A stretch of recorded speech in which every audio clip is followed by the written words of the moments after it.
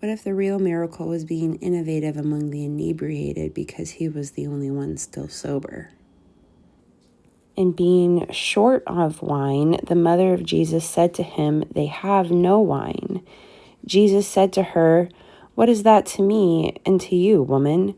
My hour has not yet come." His mother said to the servants, "Whatever he says to you, do." And there were 6 stone water pots standing. Now, if I'm hosting a feast for a wedding, I'm not going to use traditional sized wine containers for the wine. I would use a larger container, one that you would typically store water in, or otherwise known as a water pot, to store the wine for all the guests. And there were 6 stone water pots standing according to the purification of the Jews, each containing 2 or 3 measures. Measures now of what? It does not say. Jesus said to them, "Fill the water pots with water." Now, if this was containing 2 or 3 measures, it's running low. We know they were running low on wine. Jesus said to them, "Fill the water pots with water," and they filled them to the top. And he said to them, "Now draw out and carry to the master of the feast." And they carried it.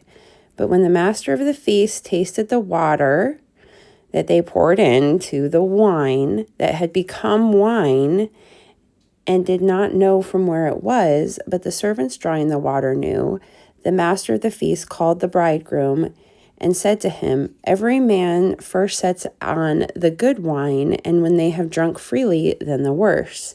You have kept the good one until now." But he didn't seem surprised to be drinking wine out of water pots. He just didn't know where it came from.